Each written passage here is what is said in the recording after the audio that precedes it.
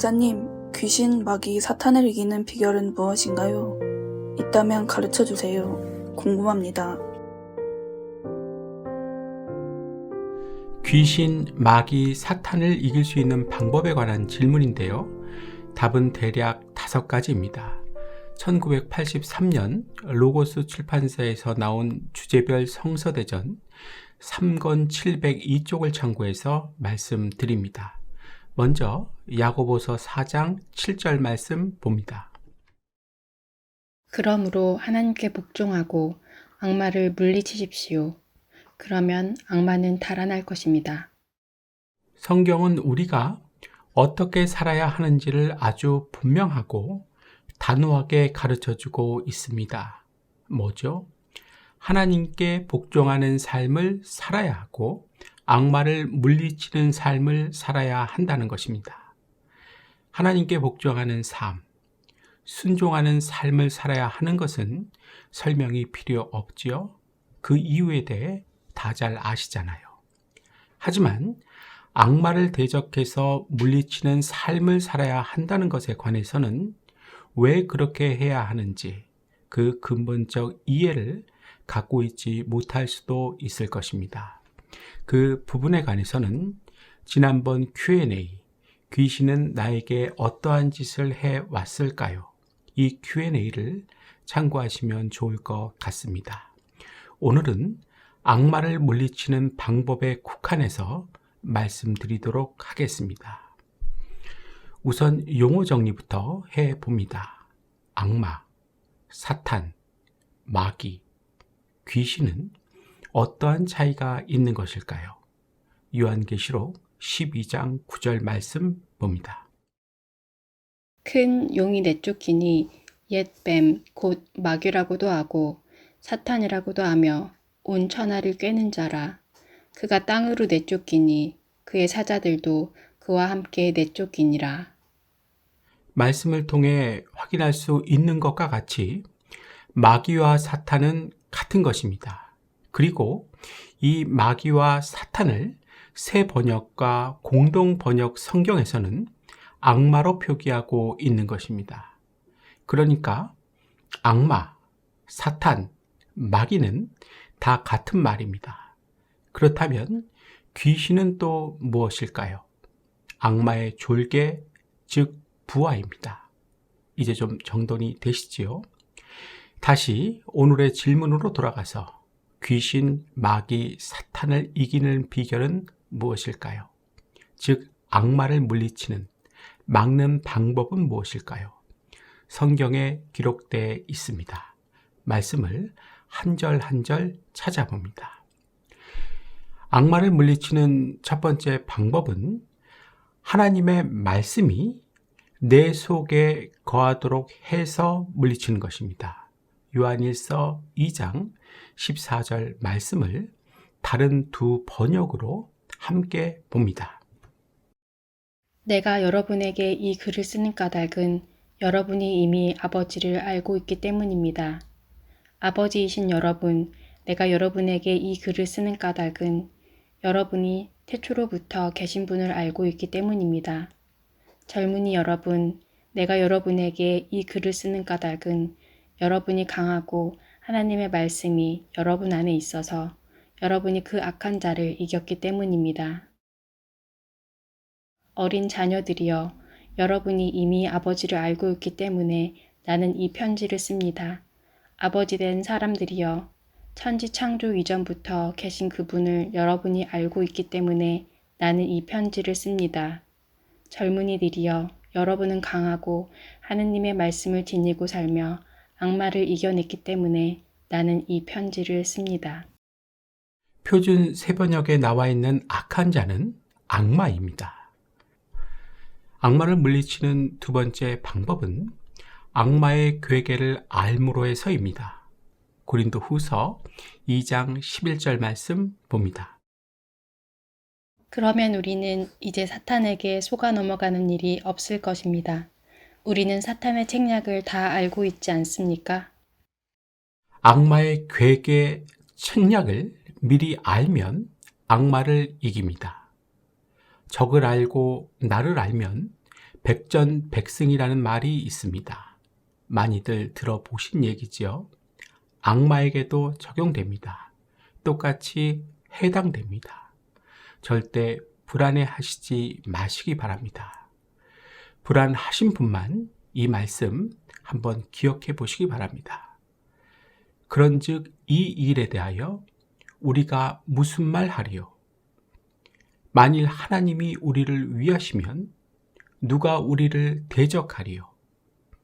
자기 아들을 아끼지 아니하시고 우리 모든 사람을 위하여 내주신 이가 어찌 그 아들과 함께 모든 것을 우리에게 주시지 않겠느냐. 로마서 8장 말씀이지요. 예수님과 함께 모든 것을 우리에게 주시는 하나님께서는 악마와의 싸움에서 승리도 주십니다. 믿으시기 바랍니다. 담대하시기 바랍니다. 악마를 물리치는 세 번째 방법은 믿음을 굳건하게, 강하게 해서입니다. 내 믿음을 굳건하고 강하게 해야 악마를 물리칠 수 있는 것입니다. 베드로전서 5장 9절 말씀 봅니다. 너희는 믿음을 굳건하게 하여 그를 대적하라. 이는 세상에 있는 너의 형제들도 동일한 고난을 당하는 줄 알미라. 너희는 믿음을 굳게 하여. 악마를 물리치는 방법, 이기는 방법은 믿음을 굳건하게 하는 것입니다. 믿음이 굳건하지 않고 약한 자를 악마는 미혹시키고 정복합니다. 믿음은 말씀에서 나오기 때문에 믿음을 굳건하게 하려면 하나님의 말씀을 순수하게 깨닫고 그 말씀을 실천하고 힘써 기도하여 은혜를 받아야 합니다. 따라해 볼까요? 믿음을 굳건하게 하려면 하나님의 말씀을 순수하게 깨닫고 그 말씀을 실천하고 힘써 기도하여 은혜를 받아야 한다. 이 축복을 다 받아 누리시며 사시길 바랍니다. 그를 대적하라. 악마는 아주 적극적으로 대적해야 합니다. 악마를 피하거나 조금씩 허용하면 악마에게 넘어갑니다. 히브리서 12장 4절 말씀 봅니다. 여러분은 죄와 맞서 싸우면서 아직까지 피를 흘린 일은 없습니다. 피 흘린 일은 없습니다. 사랑하는 성도님들, 지금까지 죄와 맞서 싸우면서 악마를 대적하면서 얼마나 많은 피를 흘리셨습니까? 얼마나 많은 손해를 보셨습니까? 성경은 분명히 피 흘리기까지 죄와 싸워야 하고 악마를 대적해야 한다는 것을 강조하고 당부합니다. 잊으시면 안 됩니다. 순종하시길 축복합니다. 우리 모두는 언제나 피 흘림, 손해, 고난을 각오해야 합니다. 이 십자가를 멀리 하려는 생각은 악마의 시험입니다. 믿음을 지킨 모든 형제들은 다 동일한 고난을 받고 묵묵히 십자가를 지고 갔습니다. 내가 믿음을 지킨 성도의 반열에 오르려면 반드시 피 흘림, 손해라는 고난의 십자가를 지고 걸어갈 각오를 해야 할 것입니다. 이 고결하고 고귀한 은혜가 이제 나에게 있어야 할 줄 믿습니다. 악마를 물리치는 네 번째 방법은 하나님의 전신갑주를 입어서입니다. 에베소서 6장 10절로부터 13절 말씀 봅니다. 끝으로 너희가 주 안에서와 그 힘의 능력으로 강건하여지고 마귀의 관계를 능히 대적하기 위하여 하나님의 전신갑주를 입으라. 우리의 씨름은 혈과 육을 상대하는 것이 아니오 통치자들과 권세들과 이 어둠의 세상 주관자들과 하늘에 있는 악의 영들을 상대함이라. 그러므로 하나님의 전신 갑주를 취하라. 이는 악한 날에 너희가 능히 대적하고 모든 일을 행한 후에 서기 위함이라. 하나님의 전신갑주를 입으라. 전신갑주는 완전 무장을 가리키며 영적 무장을 가리킵니다. 그렇다면 전신갑주 어떻게 구성되어 있을까요? 잘 아시겠지만 한번 따라해 봅니다. 진리의 띠, 의의 흉배, 복음의 신, 믿음의 방패, 구원의 투구, 성령의 검, 이렇게 모두 6가지로 되어 있습니다.